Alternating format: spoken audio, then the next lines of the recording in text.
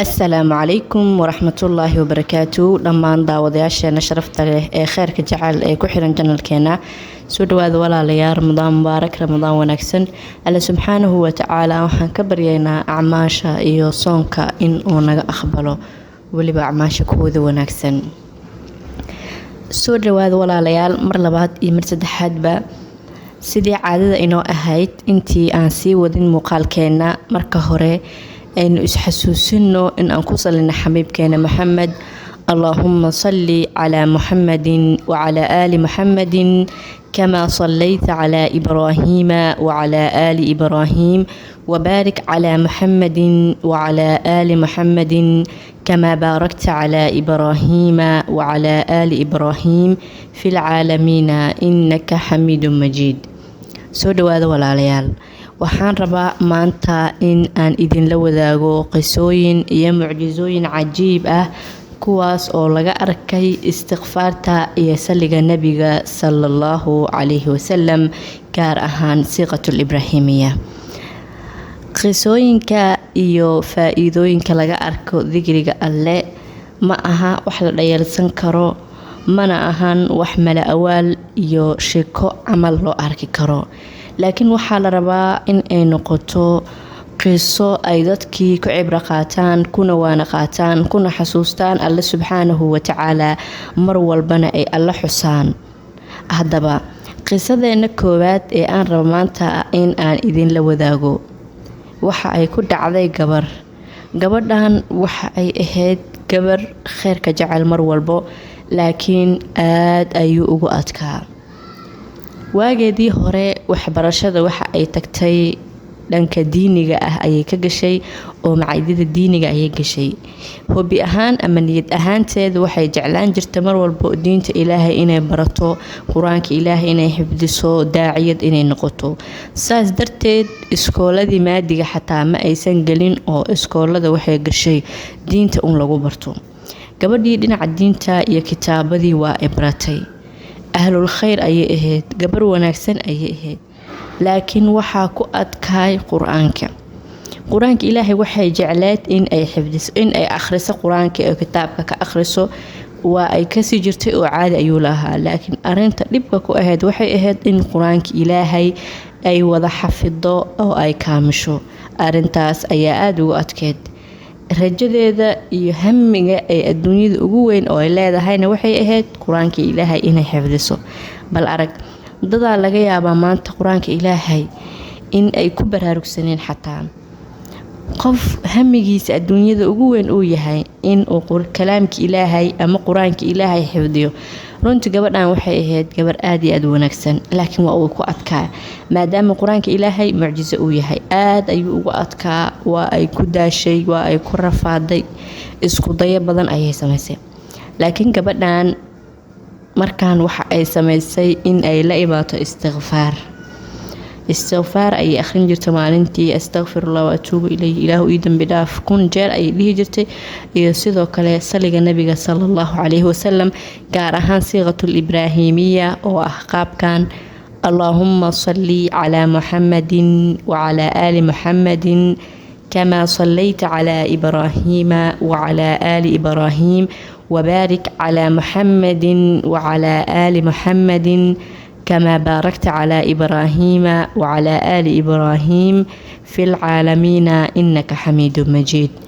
qaabkaas oo saliga nabiga siiqatul ibraahimiyana waxay akhrin jirtay 100 mar.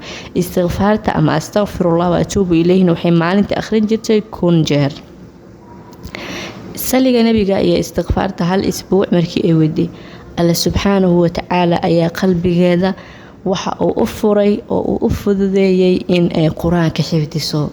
sidaas ayayna qur-aankii ku xifdisay. riyadeedii ay adduunyada ka lahayd kuwooda ugu waaweyn ayuuna alla subxaanahu wa tacaala u rumeeyey. maxaa ka khayr badan, maxaa ka fadli badan qofkii xifdiyey qur-aanka ilaahay. adduunyadan lama ogo xilli iyo waqti la gaarayo. qofka qur-aanka xifdiyo faa-iido badan ayuu leeyahay. sidaas ayuuna alle subxaanahu wa tacaala gabadhaas ku waafajiyey in ay qur-aanka xifdiso, oo maantana waa xaafidul qur-aan oo kalaamkii ilaahay ayay kor ka wada taqaanaa. maasha allah. qisada labaad ee aan maanta idinla wadaagayo waxay ku saabsan tahay iyadana gabadhan 7 sano oo nolosheeda ka mid ah waxa ay ku nooleed nolol aad iyo aad u adag oo ciqaab u dhow, yacni nolol adag oo ciqaab lagu tilmaami karo ayay ku nooleed. 7 sano noloshay ku nooleed waxay ahayd in ay lahayd reer ama guri ama inay ahayd xaas. nolosha ay 7 sano ku jirto nolol stress ah, nolol buuq ah, nolol isla hadal ay gaartay, yacni cariiri adduun ayay ku nooleed 7 sano. sanad walbo sanadka ka dambeeya waxay islahayd sabar waad ka gudbi doontaa, laakiin 7 sano inta kuma taalo.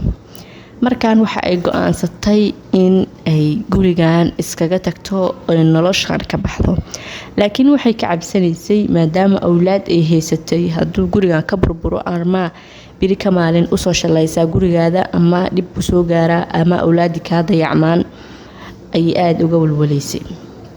laakiin alla subxaanahu watacaala ayay isku xirtay, alla subxaanahu watacaala ayay tala saaratay. waxay tukatay salaatul istikhaara, 2 ragco salaatul istikhaara ayay tukatay. markii ay 2 ragco salaatul istikhaara tukatay waxa ay akhrisatay istighfaarta iyo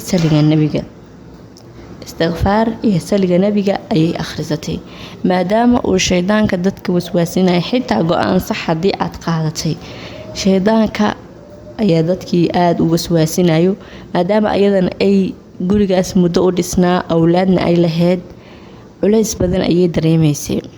in ay guriga ka tagtana culays kale ayuu ahaa, laakiin alla subxaanahu watacaala ayay arinteeda u dhiibatay.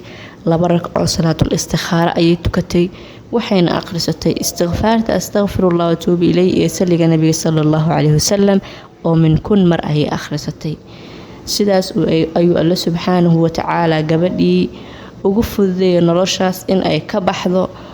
markii ay noloshaas ka baxdayna waxa ay gashay nolol qurux badan, sidii ay u maleynaysay wax uma noqonin, cabsidii ay qabtayna ma dhicin. alla subxaanahu watacaala ayaa qalbigeedii u qaboojiyay, alla subxaanahu watacaala ayaa geliyay noloshaas nolol ka qurux badan. sidaas ayuuna gabadhaas alla subxaanahu watacaala kurbadii uga fiiday. markii ay dhinaciisa u carartay, markii ay istighfaar la imaatay, markii ay alla subxaanahu watacaala dambi dhaaf weydiisatay, markii ay nabigeena sharafta badnaa salligiisii badisay ayay faa'iidooyinkaas ku heshay, ayuu alla subxaanahu watacaala kurbadii iyo kadeedkii kaga fiiday. haddaba istighfaarta astaghfirullah atuubu ilayh iyo salliga nabiga weliba gaar ahaan qaabka siiqatul إبراهيمية اللهم صل على محمد وعلى آل محمد كما صليت على إبراهيم وعلى آل إبراهيم وبارك على محمد وعلى آل محمد كما باركت على إبراهيم وعلى آل إبراهيم في العالمين إنك حميد مجيد. qaabkaas ayaa ugu wanaagsan. haddaba walaalaha quruxda badan oo khayrka jecel ee inagu xiran, muuqaaladan sheergareeya oo walaalaha kala gaarsiiya. haddii ay maanta dhibaato ku haysanin, waxaa jira walaal kale oo dhibaato haysato oo cariiri iyo kurba ku nool.